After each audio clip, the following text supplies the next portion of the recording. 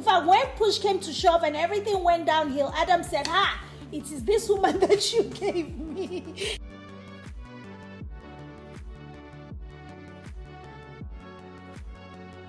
If I'm going to buy the car, you should be able to put gas in the car. You should be able to pay for the insurance. You can't do nothing. Now, what am I working with here? You got to give me something tangible to work with. Exactly. Okay, maybe you are in between projects, whatever it is. You're working somewhere, but you can't afford a car, but you can afford the insurance. You can afford the gas. I can afford the car. Those are workable, tangible things. But don't come at me with your lashes out to here and all of this and whatnot and all of this and the tang and the twinging, and you want me to buy you a car and you want me to buy you a Birkin bag, and you don't have nothing to offer me except what? So, like, that's interesting, So the dynamics of every relationship sets out differently. There's men who want to be with women that they're just going to pick up the shelf, put them on another shelf, polish them up, put all the pretty trinkets on them, and that's their mission in life. And if that's you out there, that's the kind of dynamic you want in your relationship, we wish you well. That's amazing. But when we're looking at more of a general perspective where our society is completely misunderstanding, and I dare say this, guys, respectfully, the church is really contributing to the miscommunication and the misunderstanding that is going on with the message of submission. Honestly, we need to do better. Our faith leaders need to do better at providing a more holistic version of this discussion. Some pastors will get on the pulpit and talk about women submit to your husbands, husband, you're called to love your wives. You have to explain how that actually works in the home, so that when these people get home, they're not beating each other over the head and trying to reinforce something that you have planted in their subconscious, and now they're regurgitating it in a way where we see families are breaking up as opposed to coming together. So we need to do better. And for us at the Singles Connect community, that's why we're here, to try to right some of those wrongs. My brother Akan said, submission is cooperation. God did not intend for anyone to come here and do this. When he put Eve in the picture, he said, oh, this guy cannot be doing all of this work alone. He needs someone to help him. So he didn't come there to say, oh, tell her what to do. She's going to be here serving you. No, it's a help situation. I'm meeting your needs, I'm helping you, and you're meeting my needs. We are all meeting each other's needs. In fact, when push came to shove and everything went downhill, Adam said, ha, it is this woman that you gave me. He was so quick to throw her under the bus. Poor Eve. But the reality of the matter is that's because I'm sure they had a relationship of he would defer to her authority and he would listen to her when he thought he needed to. So it was easy for him to kind of be in that situation where he was listening to his wife.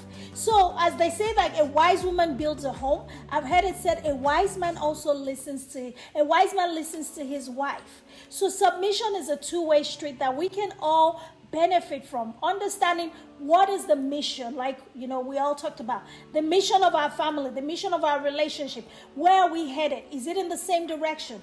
Do we have the same ethos? Do we have the same vision?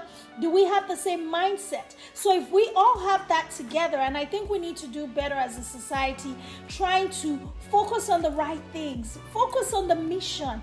It's not just the looks. Yes, the looks are good. It's nice to have a nice arm candy, like a nice pretty lady, it's all those things are good aesthetically, but honestly, after a while, those things no longer even appeal to you.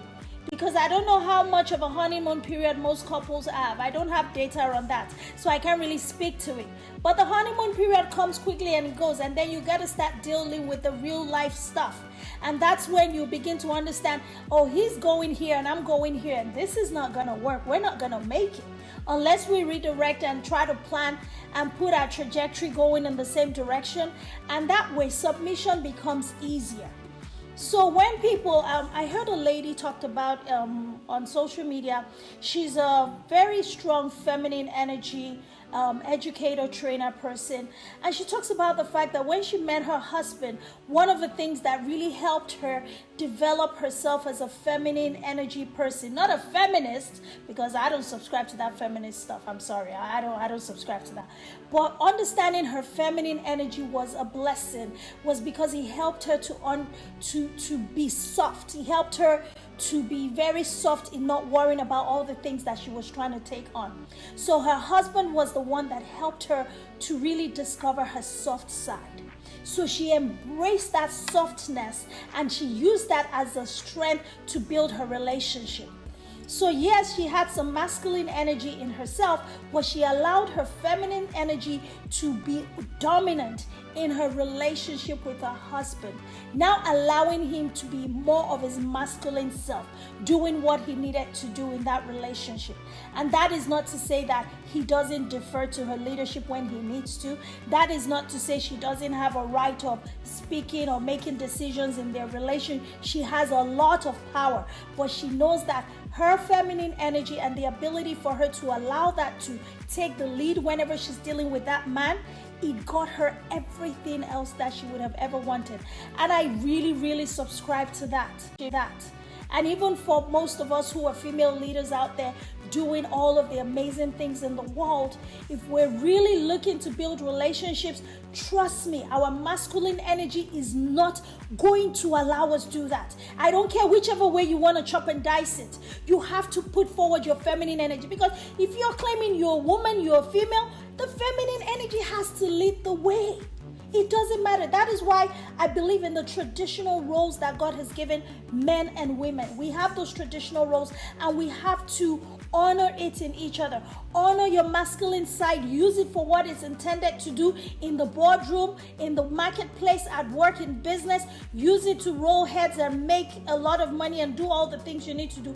But when it comes to this relationship thing that we're talking about, there is no way under, above it. You got to go through the feminine energy path so that the men can come in with their masculine energy and we can meet in the center and cooperate together. All right, guys, that's all I have for you guys today.